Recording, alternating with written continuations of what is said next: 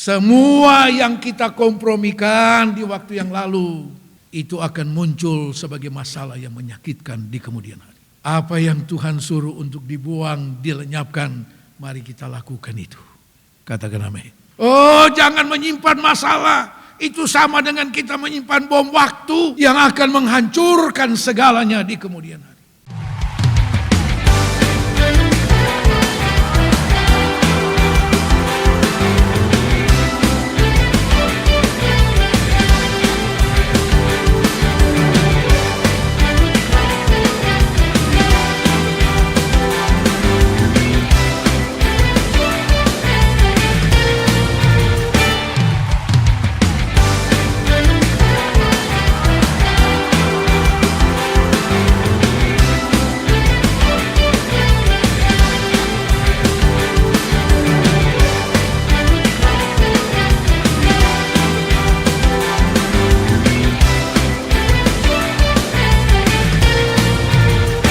Karena itulah kami ada di hadirat Tuhan pagi hari ini. Kami sudah mempersembahkan korban puji-pujian, penyembahan kami kepada Tuhan. Dan kini saatnya kami menyediakan seluruh kehidupan kami untuk menerima kebenaran firman Tuhan. Roh Kudus menolong kami, memberi kami kemampuan untuk dapat memahami dengan benar setiap kebenaran firman Tuhan. Sehingga firman Tuhan tidak berlalu dengan sia-sia. Terima kasih Tuhan, urapi pemberitaan firman Allah, urapi kami semua. Dalam nama Yesus Kristus, haleluya. Amin. Haleluya. Puji Tuhan. Salam sejahtera dalam nama Tuhan Yesus Kristus. Kita membuka Alkitab kita. 1 Samuel pasal 17. 1 Samuel pasal 17 ayat 1 sampai dengan ayat yang keempat. 1 Samuel pasal yang ke-17 ayat 1 sampai ayat 4 begini firman Tuhan, saya bacakan buat kita semua. Orang Filistin mengumpulkan tentaranya untuk berperang. Mereka berkumpul di Soko yang di tanah Yehuda dan berkemah antara Soko dan Azeka di Efes Damim. Saul dan orang-orang Israel juga berkumpul dan berkemah di lembah Tarbantin.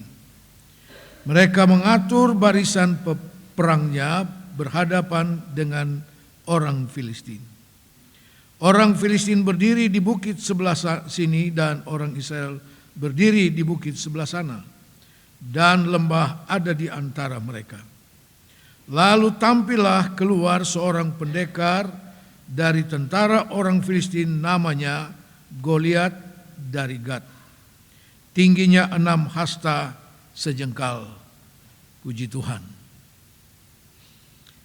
Bapak Ibu Saudara yang dikasihi Tuhan, Alkitab menulis begitu banyak peristiwa peperangan antara Filistin dan orang Israel. Sepanjang perjanjian lama kita menemukan begitu banyak peristiwa peperangan antara kedua bangsa ini. Mereka saling mengalahkan satu dengan yang lain. Nah saudara-saudara, orang Filistin menjadi musuh bebuyutan, musuh turun-temurun daripada bangsa Israel sampai hari ini. Sampai hari ini. Seolah-olah tak pernah selesai permusuhan dari kedua bangsa ini. Karena itu kita perlu pelajari pagi hari ini, siapakah bangsa Filistin itu? Apa itu bangsa Filistin? Kita lihat yang pertama, Kejadian pasal yang ke-10. Kejadian pasal yang ke-10 ayat 6 sampai dengan ayat 20, tapi kita baca saja ayat 6 dan ayat 14 dan ayat 20. Keturunan Ham ialah Kusi, Misraim, Put, dan Kanaan. Ayat 14, orang Patrusim, orang Kasluhim, dan orang Kaftorim, dari mereka inilah berasal orang Filistin. Ayat 20, itulah keturunan Ham menurut kaum mereka, menurut bahasa mereka, menurut tanah mereka, menurut bangsa mereka. Jelas di sini bahwa bangsa Filistin ini adalah keturunan dari Ham. Kita semua tahu bahwa Ham adalah anak ketiga dari Nuh. Ya. Sem, Ham, Yafet sebenarnya yang bungsu Ham. Nah, saudara-saudara, jadi Filistin ini dari keturunan Ham. Siapakah Ham ini? Adalah anak yang dikutuk oleh Nuh. Karena dia telah menelanjangi keadaan, menceritakan ketelanjangan bapaknya Nuh kepada kedua saudaranya Sem dan Yafet. Dan ketika Nuh menyadari apa yang dilakukan oleh Ham, kita baca di dalam Kejadian pasal yang ke-9 ayat 25, ayat 24 dan 25. Setelah Nuh sadar dari mabuknya dan mendengar apa yang dilakukan anak bungsunya kepadanya, berkatalah ia, terkutuklah Kanaan, hendaklah ia menjadi hamba yang paling hina bagi saudara-saudaranya. Di sini tidak disebut nama Ham, tetapi Kanaan. Artinya seluruh keturunan daripada Ham. Karena Kanaan itu adalah anak dari Ham. Nah, saudara-saudara sekalian, jadi bangsa Filistin ini adalah dari keturunan yang dikutuk oleh Allah melalui Nuh. Dan kutuk ini berlaku sampai seluruh keturunan dari Ham sampai hari ini. Keturunan Ham itu, saudara, dikatakan Kanaan, itulah bangsa-bangsa yang menguasai tanah Kanaan. Kemudian Misraim, itu Mesir. Dan dikatakan juga Put, itu bagian Afrika. Itu keturunan dari Ham.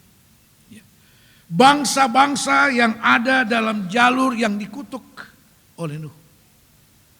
Nah, itu hal yang pertama tentang bangsa Filistin, saudara. Yang kedua, kita lihat di dalam 1 Tawarikh pasal 1, 1 Tawarikh pasal 1,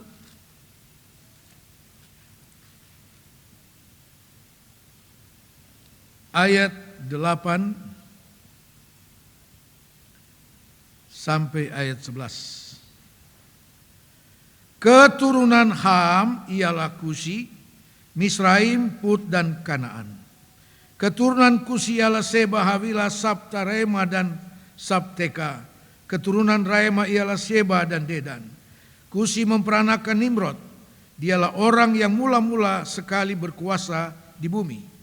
Misraim memperanakan orang Ludim, orang Anamim, orang Lehabim, orang Nafsutuhim, orang Patrusim, orang Kasluhim.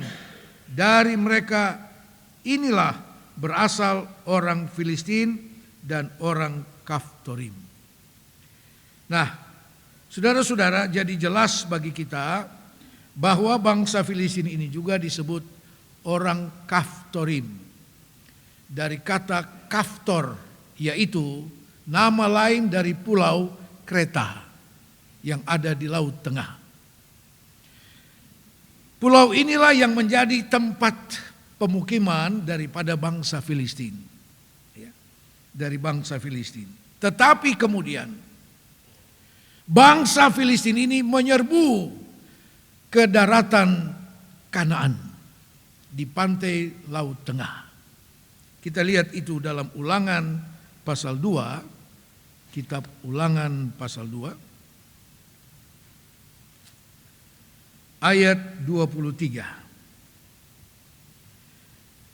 Ulangan 2 ayat 23. Juga orang Awi yang diam di kampung-kampung sampai Gaza dipunahkan oleh orang Kaftor yang berasal dari Kaftor.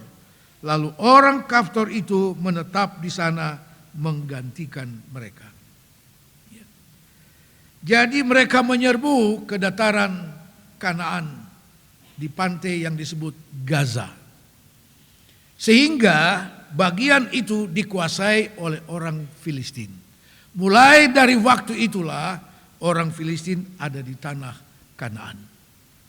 Nah, hal yang ketiga kita lihat pagi hari ini, Yosua 13, Yosua pasal 13 ayat 1 sampai ayat 4.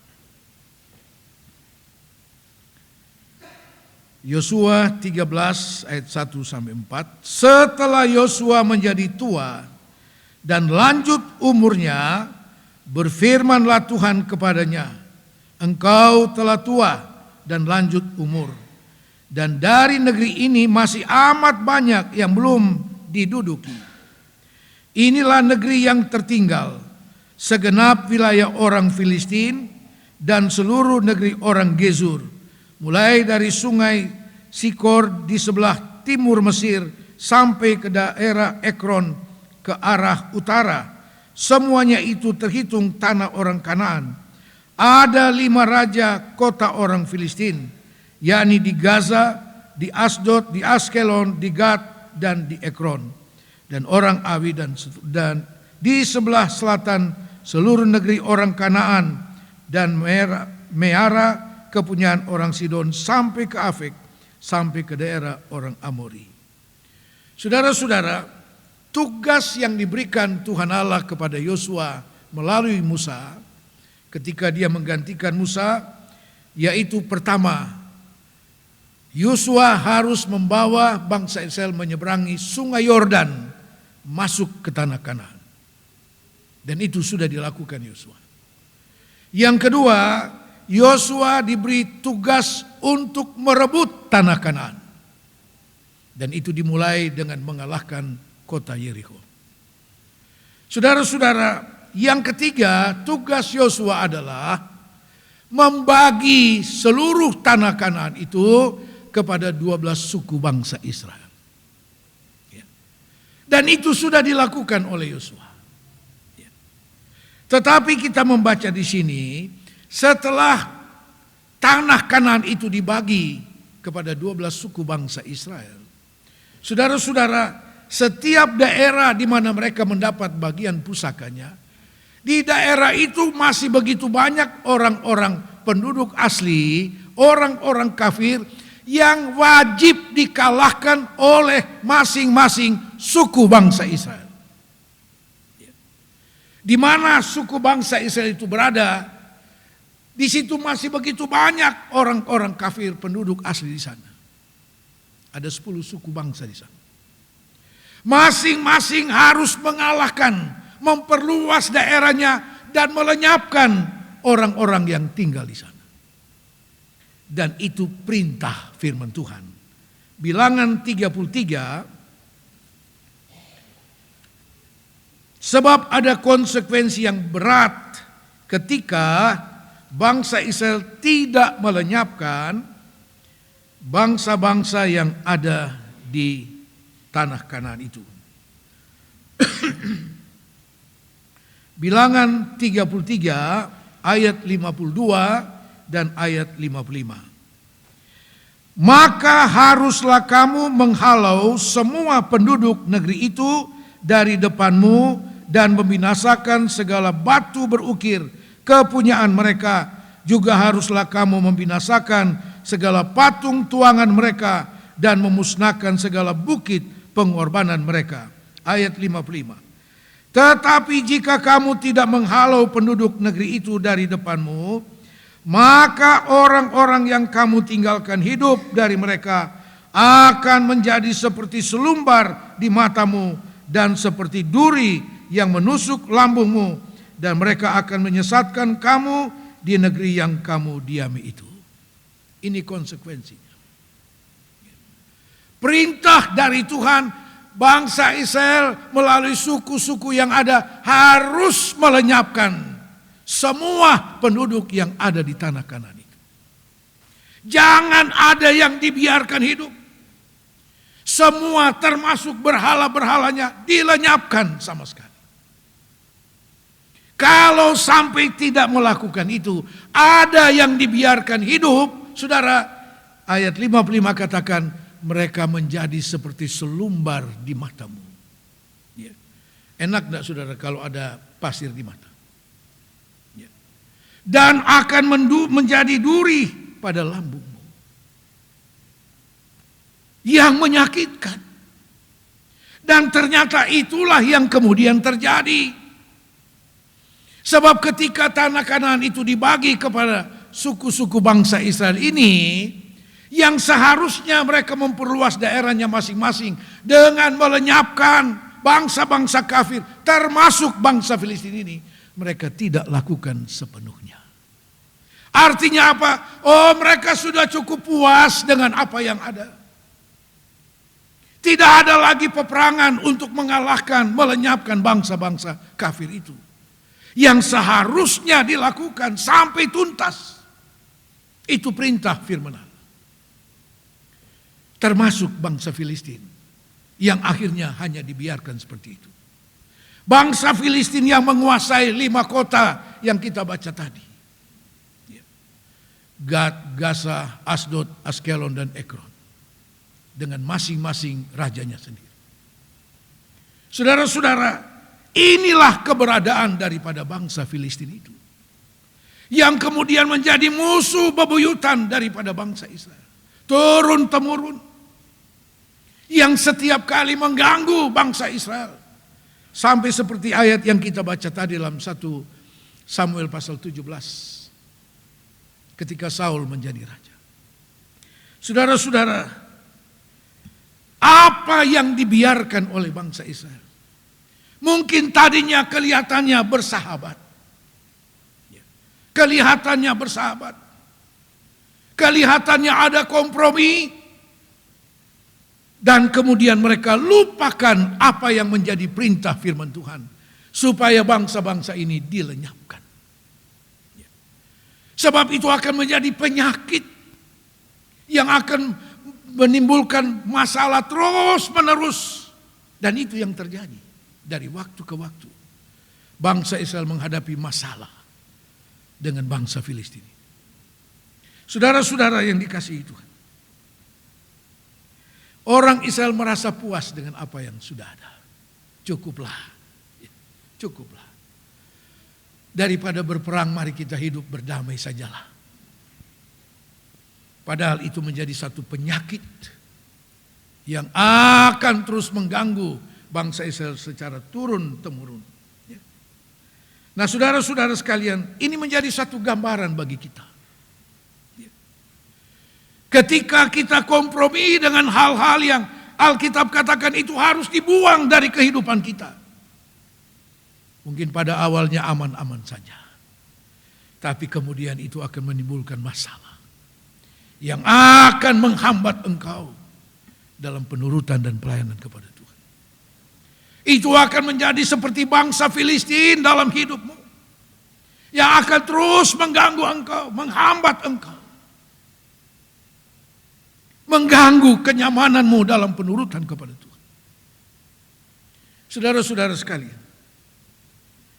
Karena itu, kalau saja Gad, salah satu kota bangsa Filistin itu, sudah dilenyapkan Sejak dari awal tidak perlu ada Goliat di kemudian hari. Tadi kita baca dalam 1 Samuel 17 ayat 4. Tampillah seorang raksasa yang bernama Goliat dari Gat. Oh, kalau itu dari awal sudah dilenyapkan, tidak pernah ada Goliat muncul yang kemudian menjadi masalah besar bagi bangsa Israel. Ditakuti oleh bangsa Israel. Raja Saul saja takut dan lari sembunyi di istananya. Saudara-saudara, semua yang kita kompromikan di waktu yang lalu itu akan muncul sebagai masalah yang menyakitkan di kemudian hari. Ya. Apa yang Tuhan suruh untuk dibuang, dilenyapkan, mari kita lakukan itu. Katakan amin. Ya. Oh, jangan menyimpan masalah. Itu sama dengan kita menyimpan bom waktu yang akan menghancurkan segalanya di kemudian hari. Bayangkan 40 hari orang Israel dan orang Filistin berhadap-hadapan. Peperangan itu tidak selesai. Sampai tampilnya seorang Daud. Kalau Gad sudah dilenyapkan dari awal oleh bangsa Israel, tidak perlu dan tidak pernah ada yang namanya Goliat, saudara. Haleluya. Seringkali ada Goliat yang muncul dalam kehidupan kita, dalam perjalanan hidup kita, yang kemudian membuat kita takut menghadapinya. Saudara, kenapa harus ada Goliat? Karena Gad tidak dilenyapkan.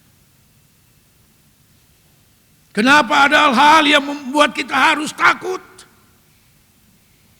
Karena ada hal-hal kompromi yang tidak kita lenyapkan pada waktu yang lalu. Kemudian,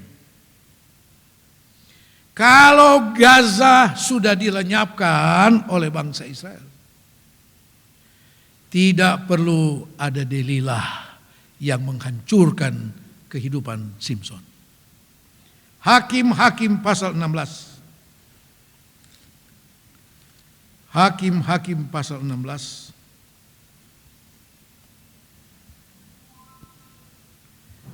Ayat 4.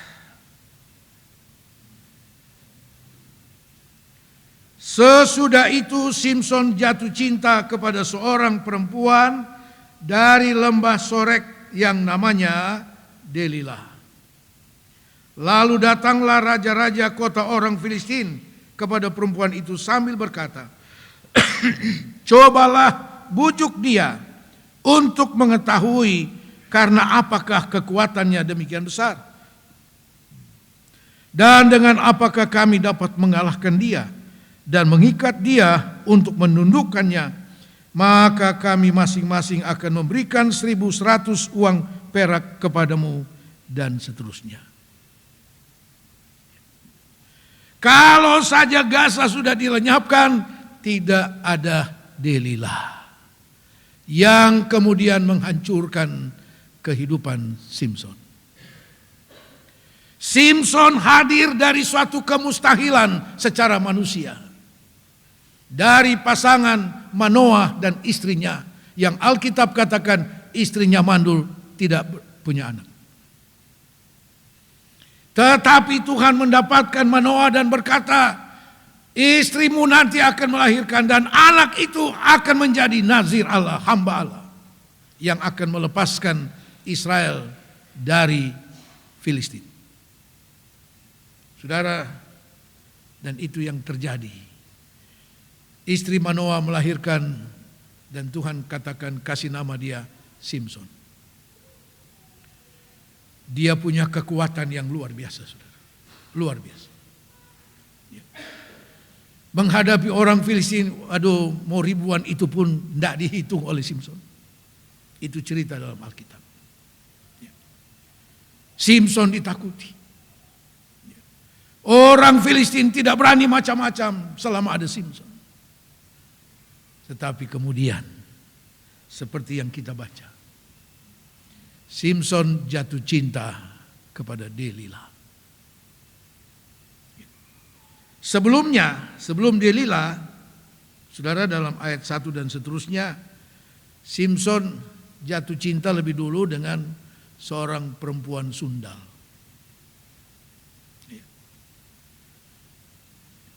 Yang ada di Gaza.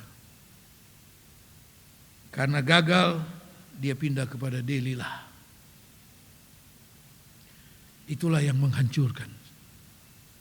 Delila mulai bujuk. Karena Delila dijanjikan oleh 5 orang raja dari 5 kota Filistin akan memberi dia hadiah besar. Kalau Delila bisa membongkar rahasia kekuatan dari Simson. Ada beberapa kali Simson belum mau berterus terang. Tetapi pada akhirnya Alkitab katakan, karena Delila ini merengek terus membujuk Simson, akhirnya Simson bilang, kalau ketujuh ikal rambutku digunting, kekuatanku akan hilang. Dan benar, Delila melakukan itu. Datanglah 5 orang raja menangkap Simson. Dan dia tidak berdaya. Kekuatannya hilang. Sebenarnya kekuatannya bukan pada rambut itu. Dia sudah hilang kekuatan sejak dia terjerumus dalam kehidupan yang tidak berkenan kepada Tuhan. Ya. Misi daripada Simson melenyapkan Filistin. Tapi dia justru jatuh cinta dengan perempuan Filistin. Saudara-saudara sekalian, kalau Gaza sudah dilenyapkan dari awal, tidak ada Delila.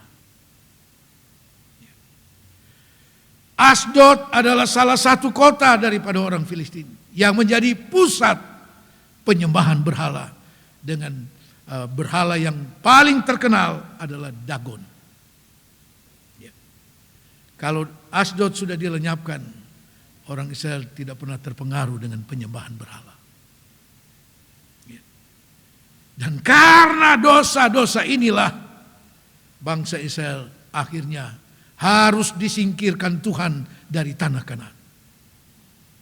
Tahun 721 sebelum Kristus, sebelum Masehi, 10 suku bangsa Israel diserahkan Tuhan kepada Raja Asyur. Dan mereka didiasporakan di seluruh dunia. Dan tahun 606 sebelum Kristus, kerajaan Yehuda yang 2 suku itu diserahkan Tuhan kepada Babel. Saudara, ini yang Tuhan katakan.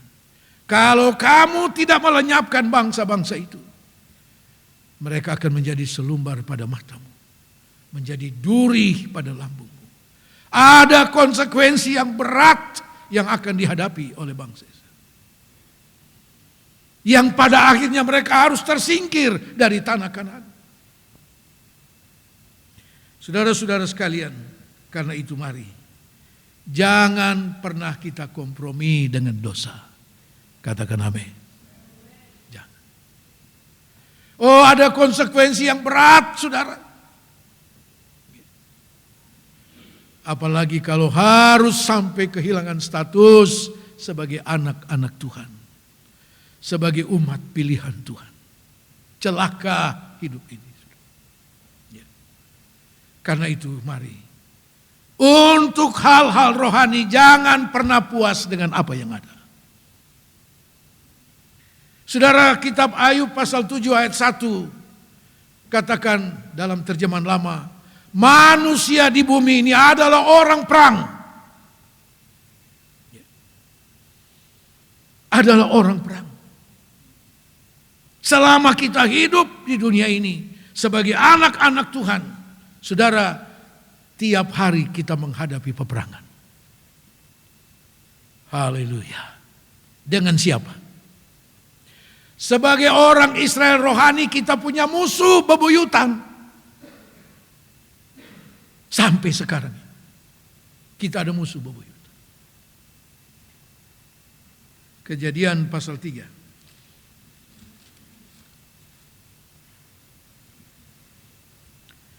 Musuh yang dikutuk oleh Allah. Kejadian 3 ayat 14 dan 15. Lalu berfirmanlah Tuhan Allah kepada ular itu, karena engkau berbuat demikian, terkutuklah engkau di antara segala ternak dan di antara segala binatang hutan. Dengan perut mula engkau akan menjalar dan debu tanahlah akan kau makan seumur hidupmu. Aku akan mengadakan permusuhan antara engkau dan perempuan ini, antara keturunanmu dan keturunannya. Keturunannya akan meremukkan kepalamu dan engkau akan meremukkan tumitnya. Ini musuh kita. Musuh yang sudah dikutuk oleh Allah. Iblis yang diwakili ular pada waktu itu. Ular yang dimanfaatkan oleh iblis untuk mencobai dan menjatuhkan manusia dalam dosa. Dan setelah peristiwa itu terjadi, Tuhan bilang, terkutuklah engkau di muka bumi. Sebenarnya yang dikutuk Tuhan itu bukan ular, iblis. Karena ular dipakai oleh iblis untuk mencobai manusia. Hanya sarana. Yang dikutuk Allah adalah iblis. Dan itulah yang menjadi musuh kita sampai hari ini. Sebagai anak-anak Tuhan. Saudara-saudara, tapi Alkitab katakan dia adalah musuh yang sudah dikalahkan. Haleluya. Sebab dikatakan dalam ayat 15, keturunan dari perempuan itu, yaitu Yesus, akan meremukkan kepalamu. Di atas kayu salib, iblis diremukkan. Melalui kematian Yesus 3 hari dan 3 malam, Yesus bangkit kembali. Yesus merebut kemenangan itu. Iblis dikalahkan. Tetapi jangan lupa saudara, ular itu kepalanya boleh remuk, tapi ekornya masih bekerja. Kitab Wahyu katakan, ekor naga itu akan menyeret sepertiga bintang di langit. Siapakah bintang-bintang itu? Orang-orang percaya dan hamba-hamba Tuhan akan diseret oleh ekor itu. Akan dijatuhkan. Saudara-saudara sekalian, dia adalah musuh bebuyutan saudara dan saya. Sebagai Israel rohani. Tetapi dia adalah musuh yang sudah dikalahkan. Dan karena iblis itu masih ada sampai saat ini, saudara, kita hidup sebagai orang perang. Haleluya. Menghadapi iblis dengan segala tipu muslihatnya. Saudara-saudara, tetapi kita ada jaminan untuk menang. Jangan takut menghadapinya. Terus menghadapinya. Saudara, karena kita ada jaminan untuk menang. Yang pertama, Efesus pasal yang ke-6. Efesus pasal 6 ayat 10 sampai ayat 13. Efesus 6 ayat 10 sampai 13. Akhirnya hendaklah kamu kuat di dalam Tuhan, di dalam kekuatan kuasanya. Kenakanlah seluruh perlengkapan senjata Allah, supaya kamu dapat bertahan melawan tipu muslihat iblis. Karena perjuangan kita bukanlah melawan darah dan daging, tetapi melawan pemerintah-pemerintah, melawan penguasa-penguasa, melawan penghulu-penghulu dunia yang gelap ini, melawan roh-roh jahat di udara. Sebab itu, ambillah seluruh perlengkapan senjata Allah, supaya kamu dapat mengadakan perlawanan pada hari yang jahat itu, dan tetap berdiri sesudah kamu menyelesaikan segala sesuatu. Haleluya.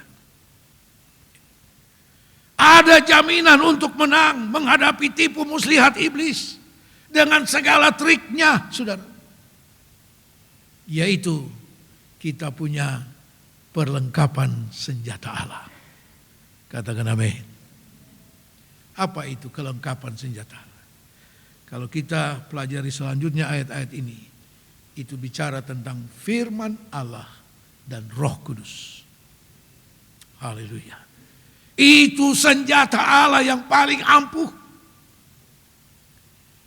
Haleluya. Saudara-saudara, karena itu kita harus selalu punya hubungan yang erat dengan firman Tuhan. Firman Tuhan harus terus memenuhi kehidupan kita. Memenuhi setiap pribadi kita. Sehingga setiap saat kita menghadapi tipu muslihat iblis itu, saudara, kita punya kelengkapan untuk menghadapinya. Haleluya. Yang kedua, jaminan kemenangan bagi kita, Roma 8 ayat 31. Roma 8 ayat 31. Sebab itu apakah yang akan kita katakan tentang semuanya itu? Jika Allah di pihak kita, siapakah yang akan melawan kita? Haleluya. Allah di pihak kita. Kalau Allah di pihak kita, siapa dapat mengalahkan kita? Tidak. Ada jaminan, saudara. Ada jaminan untuk menang. Karena Allah di pihak kita. Karena itu, mari kita terus hidup senantiasa mendekatkan diri kepada Tuhan. Supaya Tuhan selalu dekat dengan kita. Haleluya. Saudara-saudara, dan yang ketiga, jaminan kemenangan, Roma 8 ayat 37. Roma 8 ayat 37. Tetapi dalam semuanya itu kita lebih daripada orang-orang yang menang oleh Dia yang telah mengasihi kita. Haleluya. Ada jaminan kemenangan. Karena Dia telah mengasihi saudara dan saya. Orang-orang yang dikasihi Tuhan tidak mungkin dibiarkan Tuhan untuk dikalahkan. Bahkan dikatakan kita lebih dari pemenang. Kita lebih dari pemenang. Yesus mengalahkan iblis untuk saudara dan saya. Dia yang sudah berperang untuk kita. Kemenangan itu dikaruniakan kepada kita dengan cuma-cuma. Tapi kita punya tanggung jawab mempertahankan kemenangan itu. Selama iblis masih ada di dunia ini, peperangan rohani itu akan terus berlangsung tiap saat, saudara. Tiap saat. Karena itu Alkitab katakan, jangan beri kesempatan kepada iblis. Supaya dia jangan beroleh keuntungan dari kita. Keuntungan iblis, kerugian saudara dan saya. Karena itu mari. Sebagaimana bangsa Israel punya musuh bebuyutan. Karena tidak diselesaikan dari awal. Menjadi masalah besar terus menerus sampai hari ini. Setiap kali itu di Gaza itu mengganggu Israel, bukan? Sampai sekarang ini. Tidak ada dalam 1 tahun, tidak ada konflik antara Gaza dengan Israel itu. Sampai sekarang. yang seharusnya tidak perlu ada. Kalau dari awal sudah diselesaikan, sudah dilenyapkan. Sampai hari ini, musuh bagi bangsa Israel itu, yang terus mengganggu mereka. Saudara-saudara, demikian juga dengan kita sebagai orang Israel rohani. Iblis memang akan terus mengganggu kita, berusaha menjatuhkan saudara dan saya, mendatangkan berbagai masalah dalam kehidupan kita. Tapi ingat, saudara dan saya punya jaminan untuk menang. Katakan amin. Tuhan Yesus memberkati.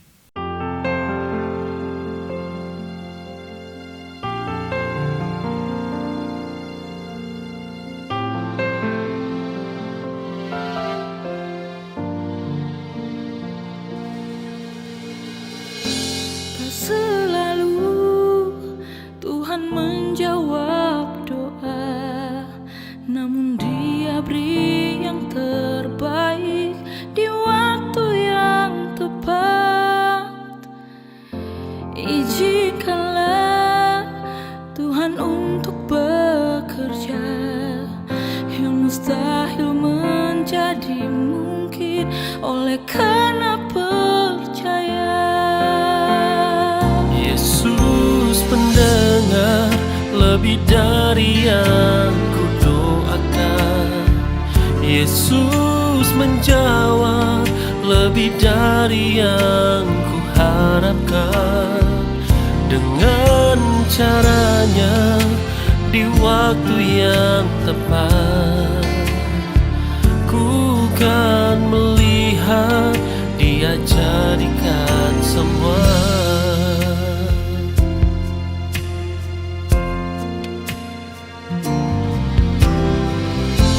Izinkanlah Tuhan untuk bekerja, yang mustahil